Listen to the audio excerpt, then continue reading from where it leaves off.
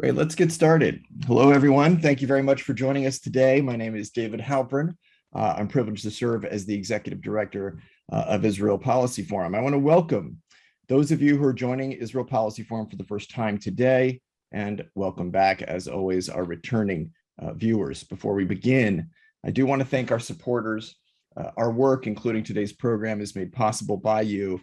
If you have not yet made a contribution to support our work, please consider doing so by visiting www.israelpolicyforum.org/support.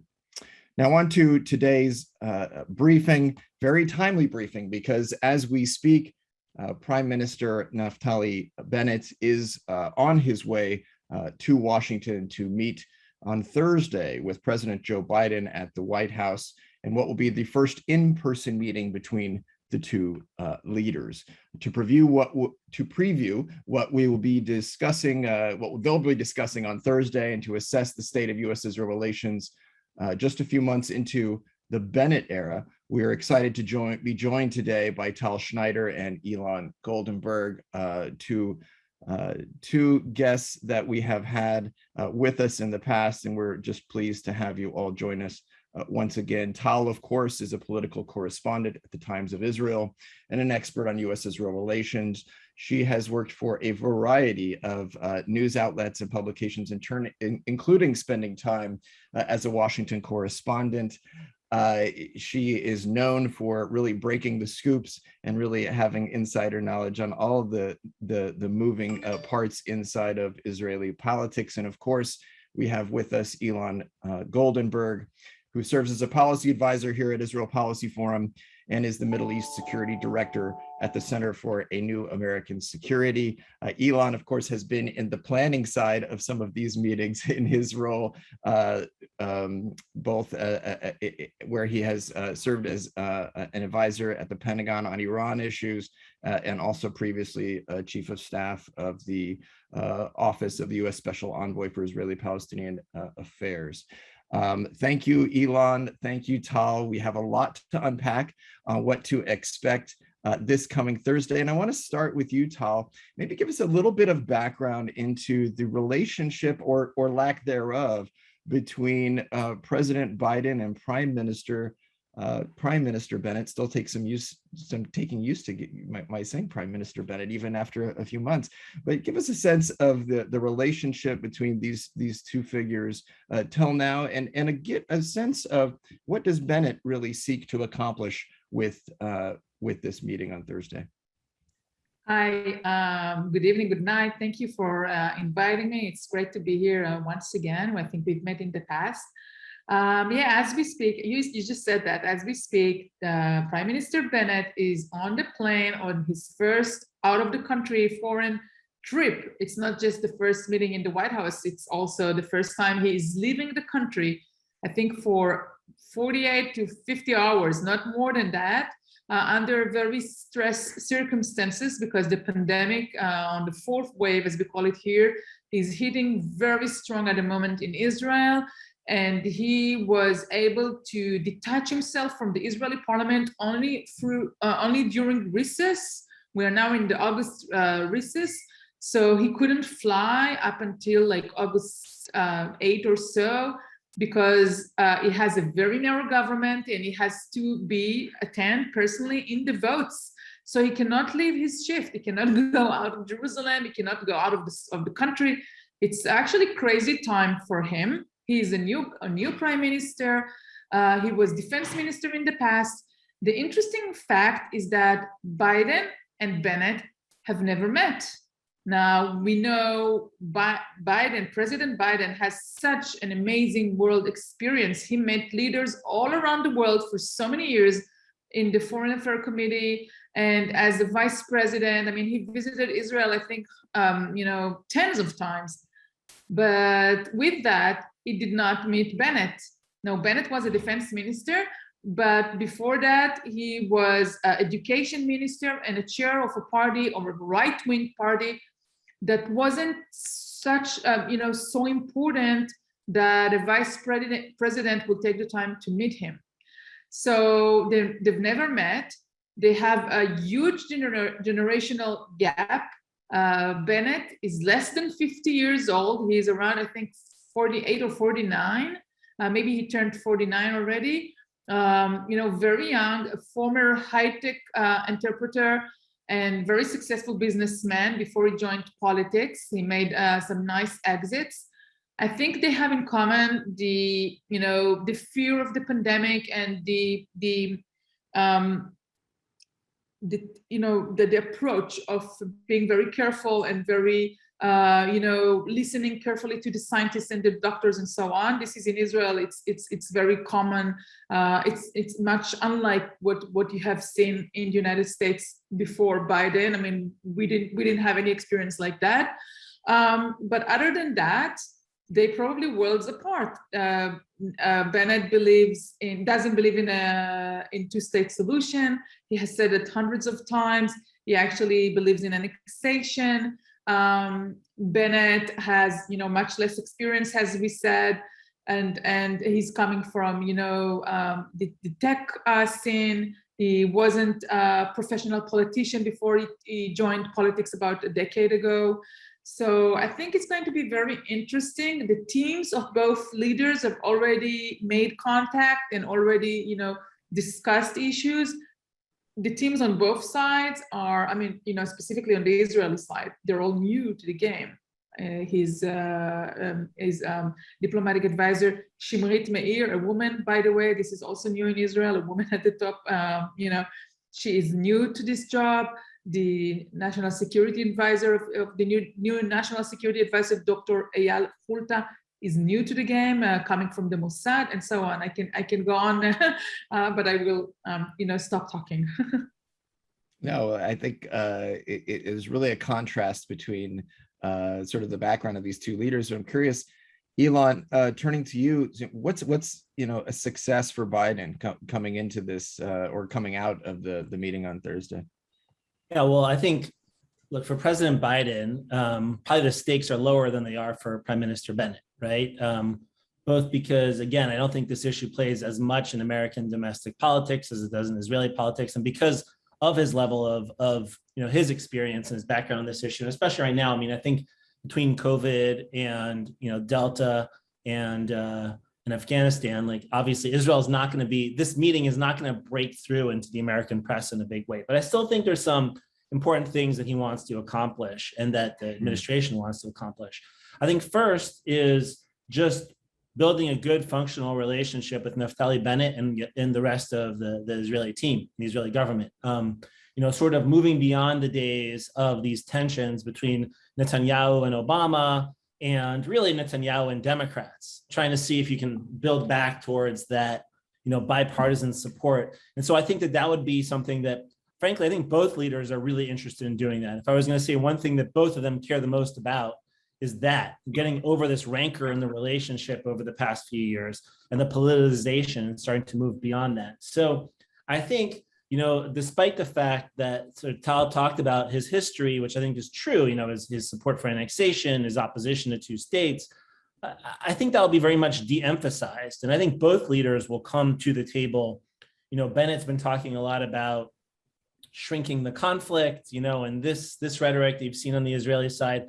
I think that's the type of attitude that Biden will welcome and look for ways to quietly make progress, or at least keep things from getting worse on the Israeli-Palestinian issue, without having to challenge Bennett publicly, without having to embarrass him, without having to get sort of a pound of flesh on this issue in a way that's just going to create challenges for Bennett at home.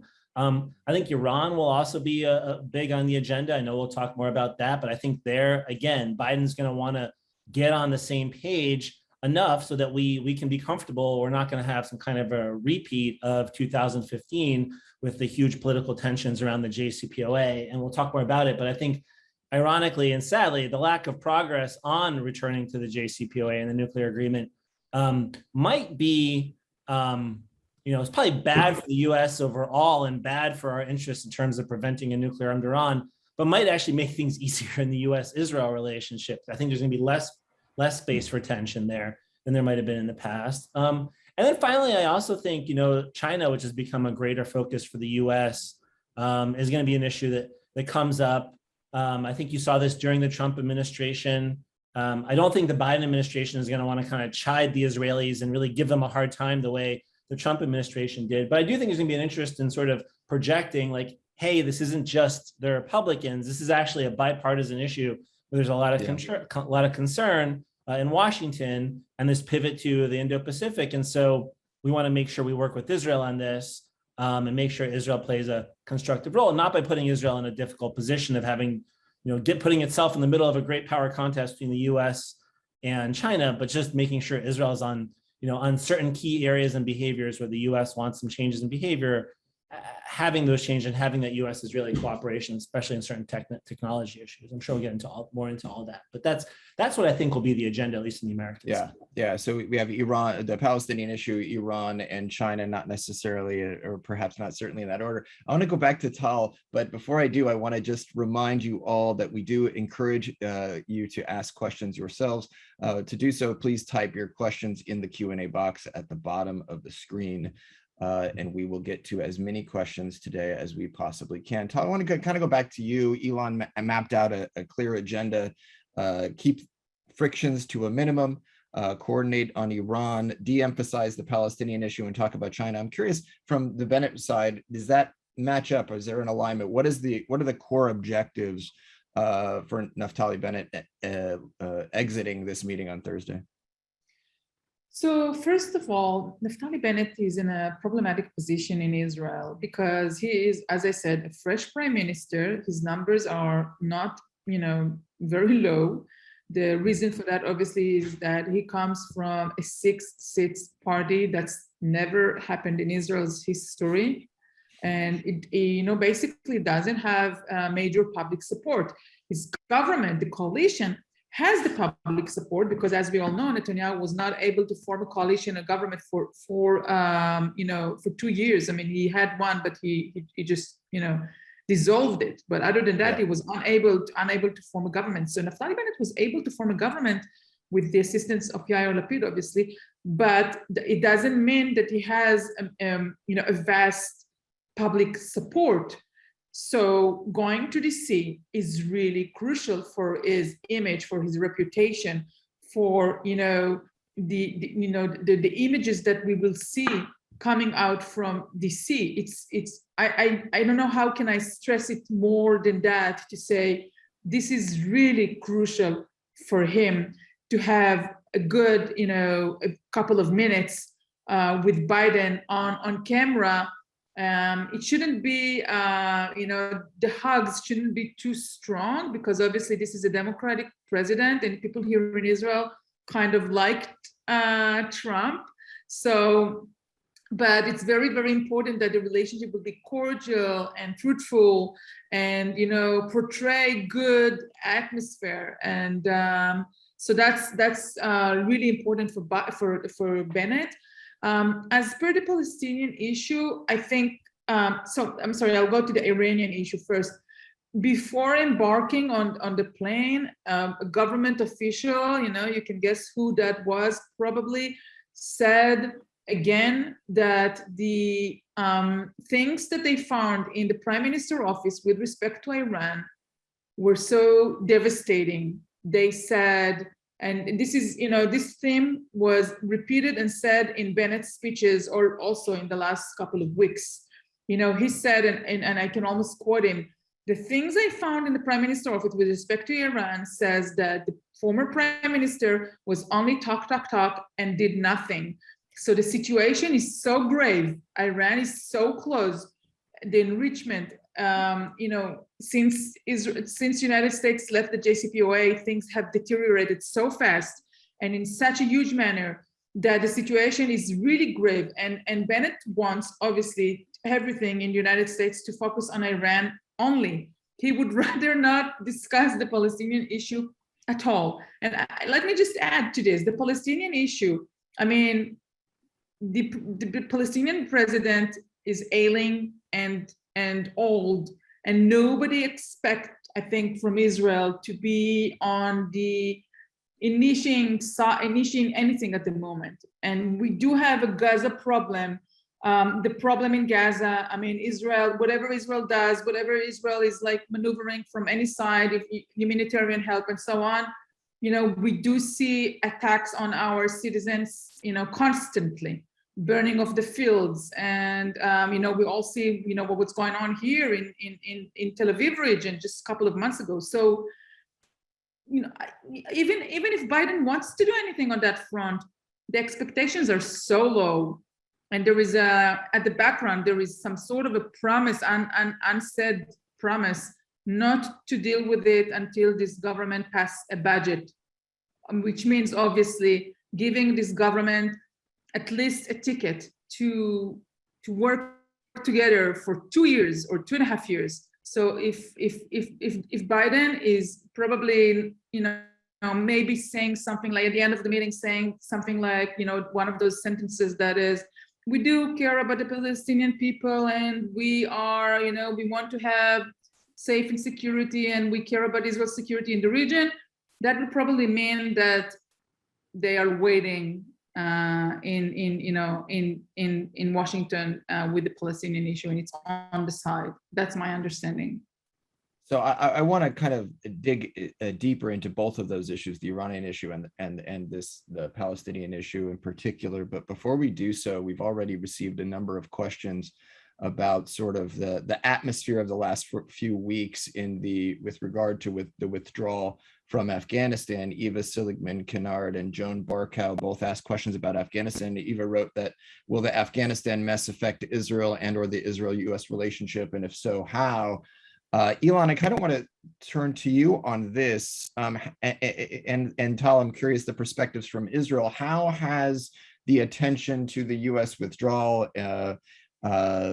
colored this meeting, if at all? So look, my take, at least, on what's happening in Afghanistan and how it's impacting us and how it will impact us regionally and globally, I think that there's a lot of hand-wringing going on right now, but it's probably going to be a lot less significant than people are playing it out to be, right? I mean, I don't think Israelis really believe the U.S.-Israel relationship, and certainly Israeli leaders believe the U.S.-Israel relationship is going anywhere. And the idea that, American credibility writ large is like undermined by this across the globe, I think is really an open question. I mean, given our capabilities, given frankly what we've managed to now do in the last few days in terms of the number of people that the US has been able to get out, and the type of, both the type of operations it's been able to mount and the type of alliances it's been able to call on, in some ways are a demonstration of, hey, like, yes, there was the planning around the withdrawal was far from ideal. And I think some of the consultations with allies were also, some of them were caught a bit flat-footed.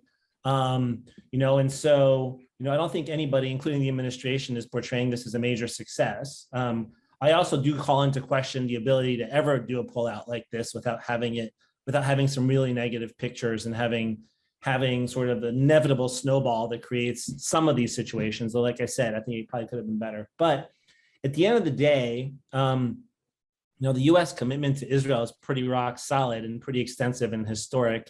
And, I think we just need to be careful. Like, we can always go back. There's been a lot of comparisons to the pullout from Saigon in 1975. And supposedly that was going to lead to the collapse of, communism, not just going to Vietnam, but all over Southeast Asia, and eventually like the collapse of the United States, right? I mean, this was such an undercutting experience that would undermine American credibility across the globe. And pretty much the exact opposite happened. So I think we also just need to take a deep breath and spend more time focusing on the core of the U.S.-Israel relationship and the issues that we're most concerned about with than Afghanistan, which I think a few months from now will not have the same resonance as it does just at the moment. And the view from Israel, Tal, curious how you see this impacting the Israeli sense of, U.S. commitment to the region, or the ability for the United States to lead diplomatic processes. Do you see this as having any major impact? Well, first of all, there's some reports about the chair of the CIA meeting the Taliban, right? Mm-hmm. This came out this afternoon, I think. So what does this say about negotiation with Hamas? I mean, it's a terror organization, and Israel has been discussing with the Hamas, but not, in direct talks. It was done through a mediator in Egypt for many years now. I mean, any kind of mediation to enter, gas and oil and enter, money and foods and then medicines into the Gaza Strip. So, and obviously the release of the former captive soldier Gilad Shalit and so on. I mean, it's a negotiation done through a mediator, and both United States and Israel refused to talk to the Hamas on any circumstances. So I just wonder, is there a new policy in Washington with respect to talking with terror organization? Let me just say that the former President Trump also was willing to talk to, Taliban was in discussion in Doha, right, in Qatar. Yeah, but we also seen him talk to, North Korea and so on. So, I don't know, maybe the world is changing. I have no idea. But other than that, I think that Israel looking at Israelis, people looking at Afghanistan with horror. It's all over the news here in a shock. I think it is hurtful to the United States stance and United States reputation. And that's the effect, is that the Israelis are looking at it and with, holding their breath, they're like, what's going on? I mean, how can the the Americans assist these people who were, civil, the women and the civil people who were in civil engagements and so on. It's really scary to see that, and it's not good because it's some of those terror organization, not the Taliban, the rest, the others, the Iranian guards and all of, people in Lebanon, Hezbollah, and people in the Muslim Brotherhood and so on. They must be very cheerful and maybe encouraged from what they see. And Israel's being maybe the front proxy of the United States is it's a target at all times. But maybe they get encouraged, they get ideas. I don't know. It's not a good sin.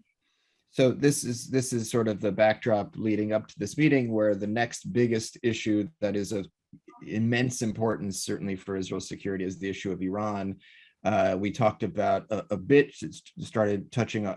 Tal mentioned that there's evidence the Iranians are further than ever, and that not a lot has been done to upset that path. Ilan, I'm going to turn to you and think, what is, in terms of the United States trying to create a new method of collaborating or working alongside the Israelis to address this issue rather than intention, as you mentioned, being a priority. What are the next steps in this saga of preventing Iran from a nuclear weapon if it's not the JCPOA? Yeah, well, look, I still think the JCPOA and a return to the JCPOA is the best option. And I think it's interesting to hear the Israeli description of walking into the prime minister's office and seeing, from Bennett's team, which I think is partially real and partially politics. But the reason we're in this position is, the departure by the United States from the JCPOA 3 years ago. I mean, Iran 3 years ago was a year away from a nuclear weapon and not taking the steps that we need to take to get closer to that. And what you've seen over the last few years is step by step, the Iranians getting closer, restarting its enrichment, restarting, 20% enrichment, starting 60% enrichment. I do think some of the description coming out of Israel, I don't think it's as bad, at least talking to people, as it's sometimes described. I still think we have very clear eyes, as do the Israelis and the IAEA, on what is going on inside, Iran's nuclear program. And I think there is still time to stop it. The challenge now is the Biden administration has spent the past few months trying to negotiate a return to the JCPOA and wasn't able to when you had President Rouhani and Foreign Minister Zarif in office. And so, the Supreme Leader is the ultimate decision maker. He's still there, right? But you're going to have a more hardline team with Raisi coming in and his advisors, who have, I think, an even more skeptical view of the United States. They have expressed a desire to return to the nuclear agreement. But I think at the end of the day, the question is their vision of what going back into the JCPOA looks like the same as the American vision of what going back into the JCPOA looks like. And I'm concerned it's not. I'm concerned it wasn't with the previous Iranian team and definitely not with this team. So we'll have to wait and see. Now, what it means for the US and Israel, I mean, I think politically for the new prime minister, it makes life easier, right? Because if you don't have a return to the JCPOA, then you don't have to have this fight with this very unpopular agreement in Israel. However, it does mean that like we need to figure out an alternative pretty soon. And, you know, the prime minister has talked about, his team has talked about, they have a plan they're going to propose to the Biden team. I mean, I think there's a lot of thinking going on around plan B right now. I think that's where US and Israel need to be. But let me tell you, I don't think the plan B options are very good. It's a combination of continue the sanctions, build a more credible military threat, continue all the mysterious sabotage stuff that's been going on to do everything you can to buy time. You know, things mysteriously going boom inside of Iran, and keep offering, you know, the possibility of a negotiation if Iran's willing to come back to the table. So try to buy as much time as possible and apply as much pressure as possible, and deter, right? Which is basically where we were between 2009 and 2012 when I was actually at the Pentagon working on these issues, before you had the breakthrough in 2013. I think we are absolutely basically back to that moment. And that was a period that was characterized by very close US-Israel collaboration on precisely these objectives. So I think you can get there in terms of constructive joint approach. I'm just worried that eventually, if you know, time runs out on that, and what are you going to do then? I don't think there's a lot of interest in military action, certainly from the US. And I think that Israel's military deterrent is not what it was, I think, a few years ago, partially because it was so hyped by Prime Minister Netanyahu and he ultimately backed down. And so how much credibility is there on that side? So we'll have to wait and see. But I think I think if they come out with like a serious plan for working together on plan B, like that's probably the most important thing that can come out of this meeting. So Tal, I said you break scoops. Do you have the scoop on what plan B is? What? I'm sorry? Well, what's the plan B that Israel is bringing to this meeting? No, yeah. One thing is that since this is a new administration and all the top officials are new to their jobs, they are, you know, very careful with the press at the moment. It's not, you know, they are, you know, I don't want to, you know, name names, but, you know, when you talk to them, I think they think that they have to look for permissions and so on. It's like, well, listen, this is a really strange time in Israel. This is a new prime minister and a new administration after 12 years.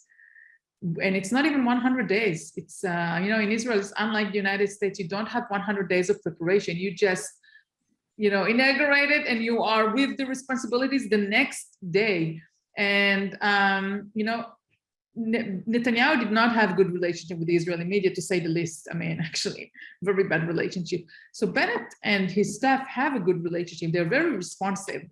But when they respond, they are very careful because, and I don't think on anything on the Iranian issue, you will see anything that is coming out without them making sure they send out whatever they wanted to send. It's too early for all of those gains for them. Sure.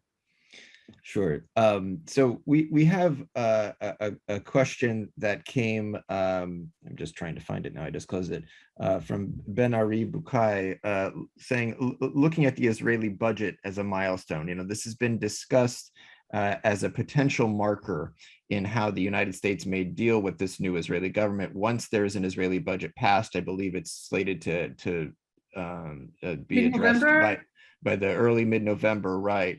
You know, and if it passes that milestone, it's likely to be, you know, we're going to see continued stability likely of the Bennett government, or so it's believed. And so the question is, how might the Biden administration be stalling, or is it stalling on addressing certain issues for that budget to pass? And how might we see positions evolve if indeed the Bennett government or Bennett-Lapid government is here to stay? You know, will we see a more assertive Biden administration approach either on Iran or Palestinian issues in particular after that budget is passed? And I could start, I'll start with you, Ilan. Sure. On this, so look, I think for Israelis, like the November budget date is a big deal and everything's framed that way. I don't think the Biden folks are quite looking at that way. I do think they're giving, I think they're giving the new Israeli government space to work. I think on Iran, like there really isn't an interest. Like I think we've already talked about it, right? Like for the moment, it's quietly worked together. I think it'll just stay that way. I don't think that the Iran policy is impacted at all by like whether there's an Israeli budget or not. And at the end of the day, if the Biden team gets in, like they're not going to wait on their negotiations with the Iranians for the Israeli government to pass a budget. Like if they get a deal, which I don't think, which unfortunately I think is less likely than it used to be, and probably, but could still happen. Like it's not going to be based on any Israeli political timelines. On the Palestinians, I think there's more flexibility. I think that they want to do a lot. I don't think that the Biden administration is going to deprioritize the Palestinian issue more than it already has. I think, but I think that they recognize like what's realistic to be done based like what Tal was saying. I don't think they're out there looking to start a new, that we all know they're not out there looking to start some new process. But I think they can make some progress. You know, they want to reopen the consulate. That I think will wait until after November, but I think there's a lot associated with that makes after November the more realistic time anyway. You know, they've already restarted assistance to the Palestinians. I think they are very engaged in sort of de-escalating and keeping tensions low in Jerusalem and in Gaza after the experience in May. I think that will continue, but I think all that can be done behind the scenes without sort of, you know, and then I do think there will be encouragement of things like, you know, permits for Area C, and also discouragement of things like new settlement activity, right? I don't think you'll see big confrontations about this, right? They're not going to be pushing for a settlement freeze or trying to push something like was done early in the Obama administration. But I do think there'll be, look, if Israel announces a bunch of settlements, like the US will put out a public statement objecting to it, right? And I'm sure what the Israeli government will hear from Biden during the meetings will be, I mean, I don't know what you'll hear exactly, but my guess is you hear, we would really prefer you not do this, right? It won't be, do not do this or else, but it also won't be like, oh, go do whatever you want, Baruch haba. Like it'll be kind of this middle approach, right? On these types of issues. So that's what I'd expect. And I think that's going to be the MO before November, but probably the MO after November too. I don't think you're going to see some shift because of, you know, once the budget passes, it's going to be to try to get as much done quietly, effectively, without kind of triggering very public disagreements. Right. So I want to come back and follow up on that, Ilan. But first, Tal, I kind of am curious from your perspective, what's the significance, if anything, on the budget timeline on these kinds of issues? Well, I know people are they turn off when you say the word budget, but let me just use strong terms in order to wake you up. Yeah. Israel, for Israeli people, not the government, for the Israeli people, it's a matter of life or death. We don't have a budget since March 2018. Can you imagine the US Congress going on a lockdown for, what is it? It's like 3 years. So the last time, I mean, I was, a bit not accurate. The last time Israel's parliament voted on a budget was March 2018. That budget back then covered the entire 2019. So from December of 2019, we don't have a budget, meaning we cannot, not me personally, but government officials, they cannot make any expenses other than money that was, dated to 2018. We live on the same kind of allocations of 3 years ago. And we had a pandemic. We had, hospitals, doctors, vaccinations purchase, huge vaccination purchase, services to the public of vaccinating people, the military, Iranian threat, Gaza threat, wars, collapsing of infrastructure here, the regular housing crisis, education problems. It's really unbelievable. So I think what this government who has 61 votes and 8 different factions, crazy stuff. They need to pass this budget as a matter of life or death, not for them, for the Israeli public. Now, from what I'm talking to people and what I'm hearing, some people around the world, and this is, policy and philosophy a bit, they look at Israel right now, and you know how the U.S. society is very polarized. So you know how we are in Israel very, very polarized. You know, right and left, Ashkenazis, Sephardi, people that live far from Tel Aviv and inside Tel Aviv, and religious and secular and so on. And this government has everything in it. It has Arabs, it has secular, it has religious people, it has settlers, it has the liberal left, the green people, the progressive. It's like having the Tea Party sitting together with the Justice Democrats and creating a government.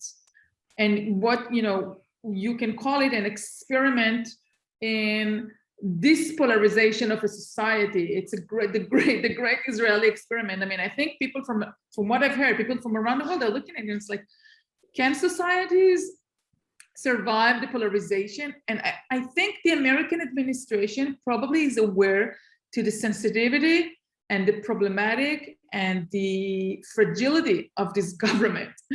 If this government collapses before budget, I mean, we are, really in a huge problem. So it needs help. It's like a baby, it's taking its first steps in this polarization of a society. We definitely, Israel is only 73. It always feels so fragile.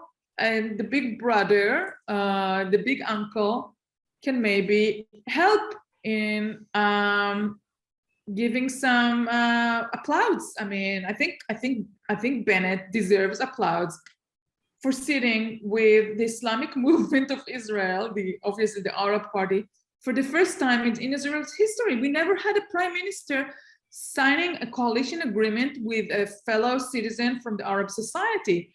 So I think this is something that Biden can, point to and make a case and support his words and in his actions.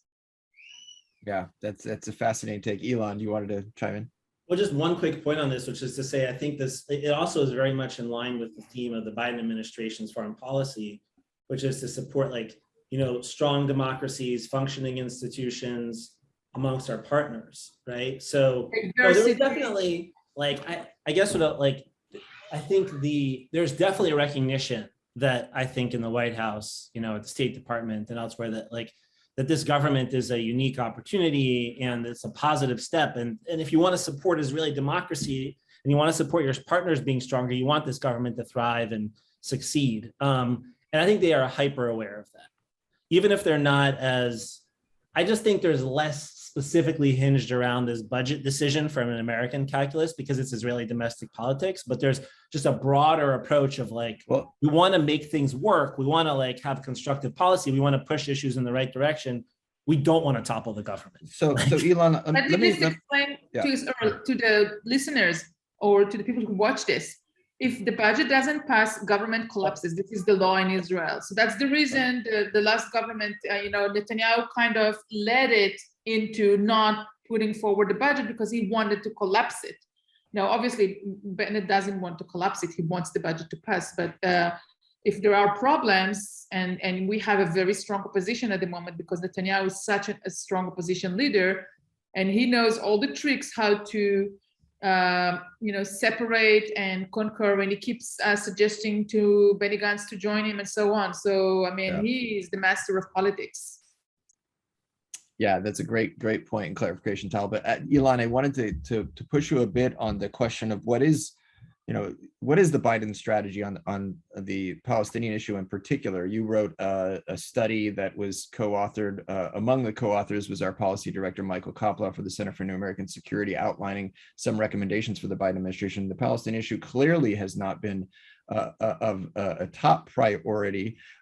And Tal mentioned some of the context as to why this issue does not appear to be moving in the near term. But I wonder, Ilan, you mentioned, the goal is to find a way forward.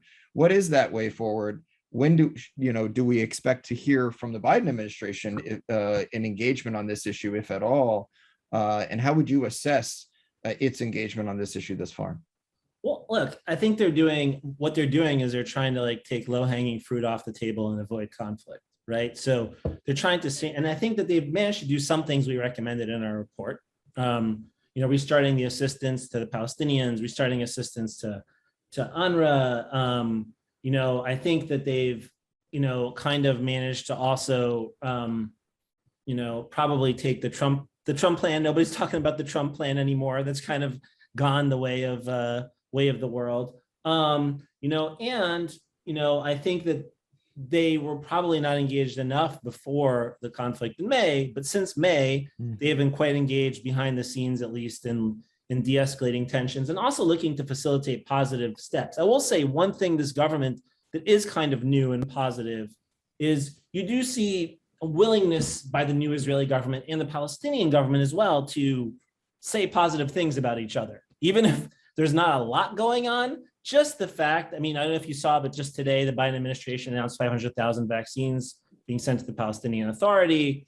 You had like the cooperation on fighting fires last week. These are things that have been done before, right? Like Israelis. They call each other. Benny Gantz has yes, they call each other. Yeah. They actually own it, right? Like they just to provide the context. To provide the context. The new Israeli president was blessed. He got a phone call from Mahmoud Abbas for a blessing, and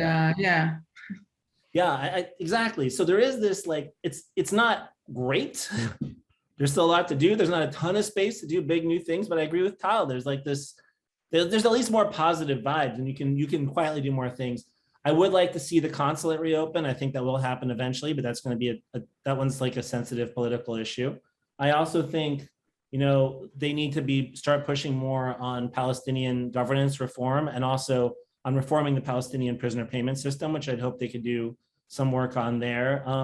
And I do think, for the moment, we've managed to keep settlements off the table as a sensitive point between Israel and the United States. But at some point, I think that comes on the table in some form or another. And I think that's going to be a challenging one.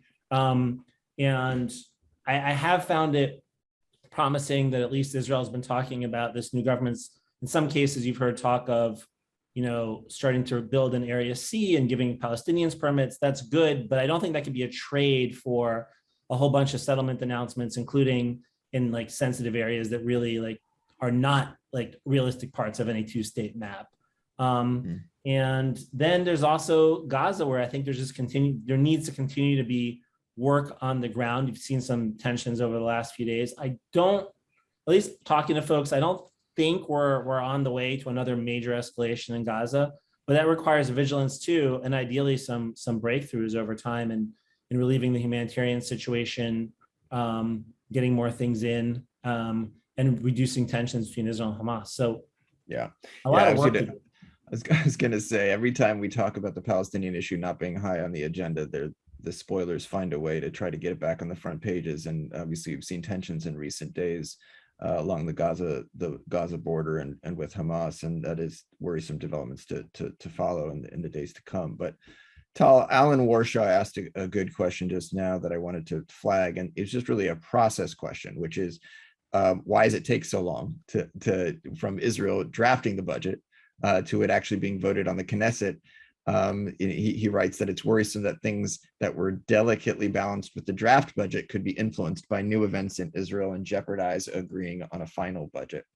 Kind of curious if you could just say a word, because as you rightly noted, the budget has such importance not only for Israeli, budgeting, but obviously politics and the stability of this government going forward. Sort of what to expect between now and November. What does the process look like? So Israel democracy is based on the parliamentary system of the UK. It's very different from the American system. Here, it's a coalition. You have to get agreement or agreements of all people who are in the coalition to put forward any kind of bill. And specifically with the budget, the budget bill, obviously, with 8 parties, each party has its own constituency, that's the word. Constituency. People who support it. So, for example, Meretz is kind of the Greens. They're into EPA stuff. And climate, environment, and so on. Yeah. And on the other hand, Bennett is pro settlers, and they want to see in the budget more settlements, which not going to happen, but they're looking for other ways. And you have, it's very, very complicated. You have Avigdor Lieberman, who is now the finance minister, and his party is about more elderly former Russian immigrants and so on, and right-wing people who are secular and they want to take care of and so on. I mean, it's really a hassle, and with such a complicated government, so they have to vote on a bill like any other bill, 3 calls in the parliament. The draft is already approved by the government, but now it has to go through a process of voting in the Knesset. And the people in the parliament who also represents those 8 factions, but also opposition, people from the opposition, they have a right to object any kind of clause, and they have, all type of clauses. So the debate, I mean, they are entitled to have a plenum debate, and they do filibusters, and the debate can go on for weeks. I mean, we've seen filibusters since Netanyahu took the office of the head of opposition. We have seen filibusters like we have never seen here in the Israeli parliament ever. He's so good. He's very good at that, as being the opposition leader, as being a filibuster master. He's not filibustering himself, but he's getting, the Likud party. And let's remember, the Likud has 29 seats. So they basically, they're, when they 29 people, who acted on the same manner, very disciplined. The Likud has always been very disciplined. And together with the ultra-Orthodox party and the religious Zionism, 53 people who are acting like a bloc. The opposition problem is that they have the Joint Arab List in the opposition. And the Joint Arab List doesn't play with them. It plays with the coalition. I mean, it doesn't play with the coalition, but it probably, they will vote against the budget. But when they're voting against the budget, they are making sure that you have enough votes for the budget. So they are playing it safe because they don't want to have back to Netanyahu's government. So it's a complicated process. Tal, going back to this complicated process, you had mentioned, I think at one point, that Netanyahu was a strong opposition leader. Susan Halpern, no relation to me, asks if the chances for Likud to elect a new leader. Are there rumblings? Do we see any movements from Nir Barkat or any challenges within the Likud, or is all of that nonsense and Netanyahu continues to have a strong hold over his faction? So first of all, Nir Barkat is the former mayor of Jerusalem, and according to internal polls, and he's now a member of the Knesset for the last couple of years, with all of those election cycles. So he did not serve as a minister, he only served as a member of the Knesset. We see him leading the internal polls in the Likud. Having said that, all of the Likudniks, former ministers and former mayors and so on, they keep on saying on every interview, we are not here to challenge the boss. We will take on our own contest only when he leaves.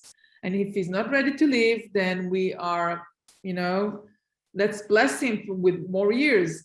And Netanyahu has no intention to step down. I mean, it's very unlikely at the moment. Netanyahu is 72 or 73. I think he will turn 73 in October. I'm not sure.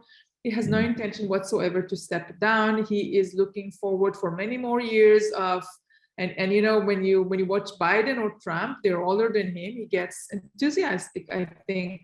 And so you have challengers in the Likud, Nir Barkat, Niri Regev, a woman, Israel Katz, the former finance minister, Yuli Edelstein, the former speaker of the Knesset and health minister. They're all challengers, but all of them keep on saying, we're not here to challenge him as long as he wants to keep on. And he is the most popular leader in the right wing. So I don't see, so as long as none of them comes out publicly on the record and say, we are here to challenge him. I mean, they keep saying it off the record, but, I just got tired of quoting off the record sources in the Likud say, now he's going to lose so soon. And I think he's not. I think he's there to stay. And And this, I mean, Israel is not out of the woods of the political crisis yet. I mean, we do have a government at the moment. We are looking forward for Lapid rotation agreement to take place in 2 years, actually from today or tomorrow. Yeah. But having said that, I don't think, and I don't, believe that we are out of the political crisis, because in Israel you can have a war or, security crisis any day, and it can Right. topple governments just like that. And it further underscores the process of this budget and the complications involved, for sure. Absolutely.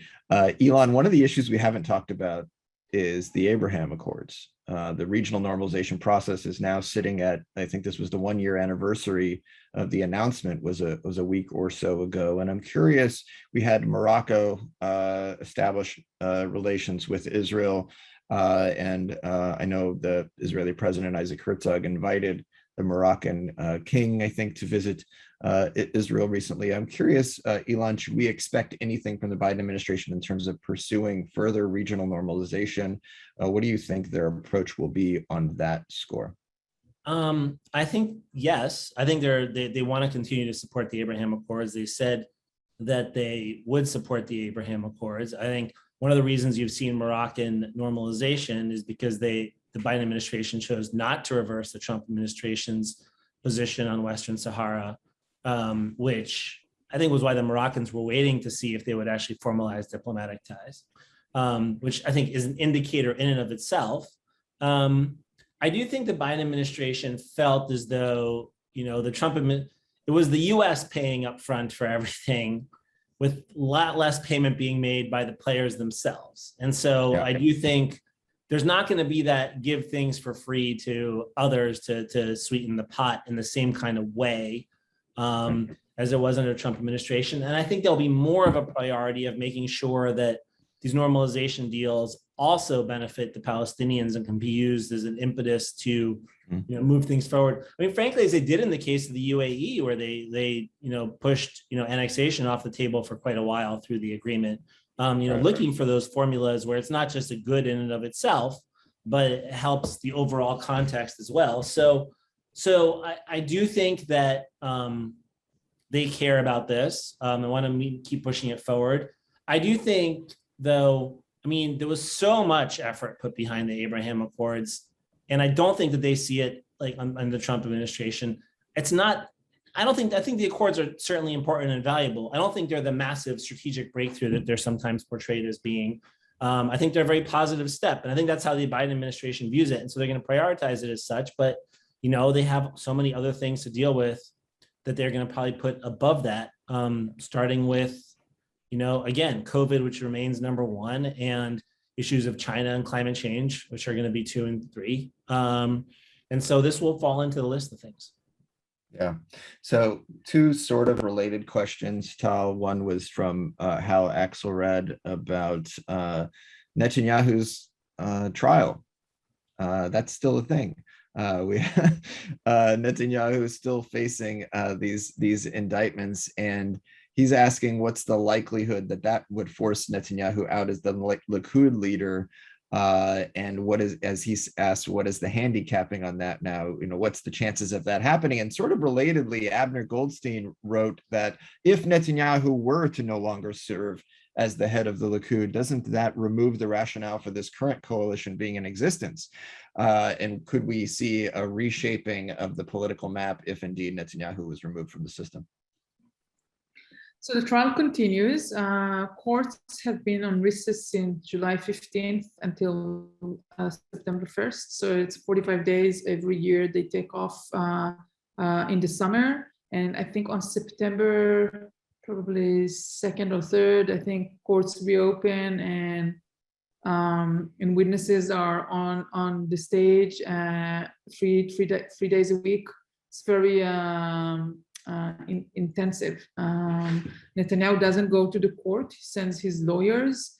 He is, I don't think he's checked out, but he's not sitting there for sure.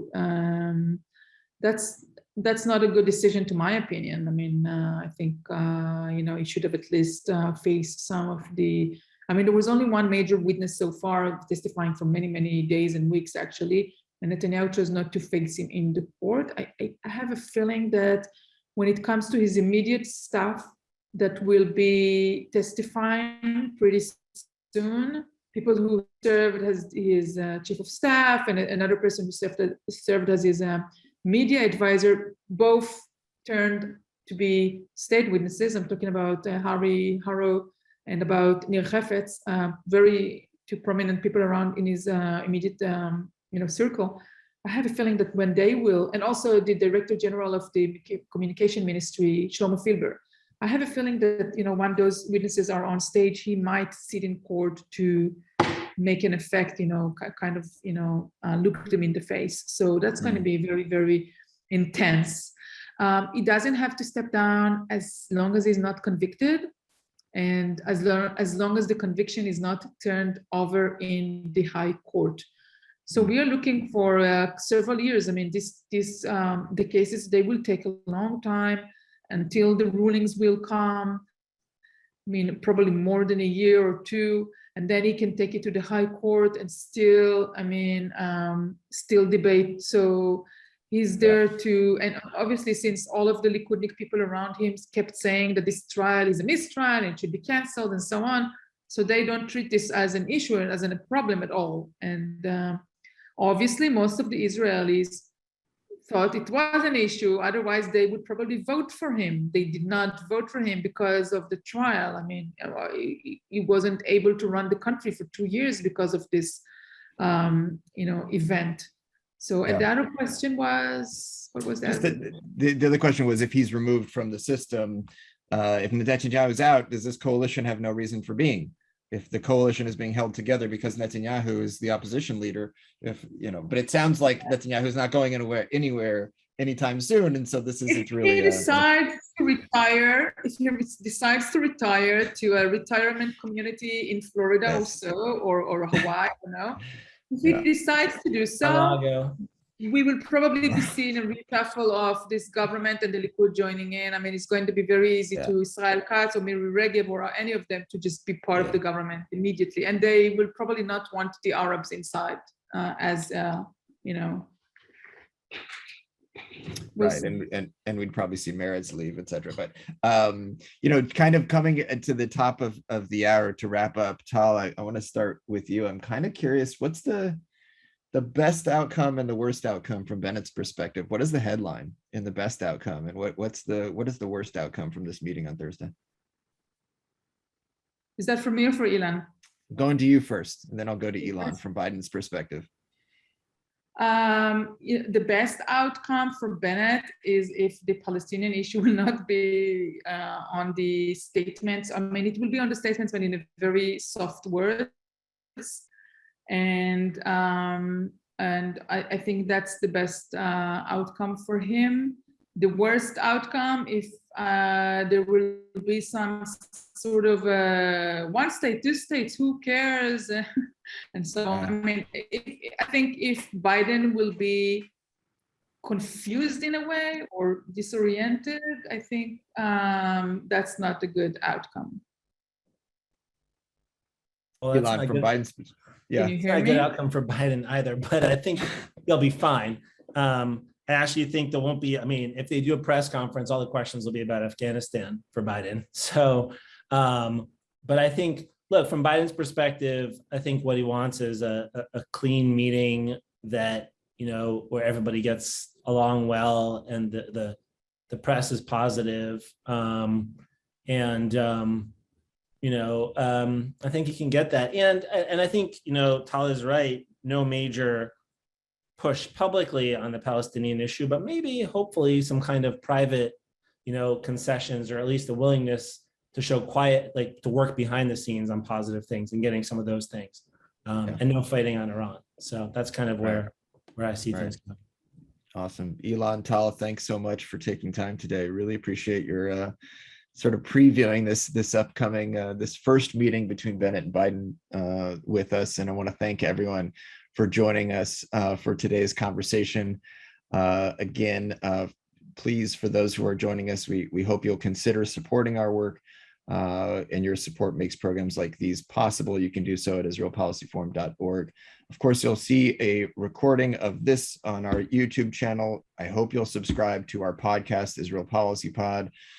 Get the Michael Koplow's weekly Koplow column, which will not be, there will not be a Koplow column this week, I can report, as Michael is enjoying a vacation, but that will return again next week. And we will be in touch with the next installment of our ongoing webinar series on Tuesdays.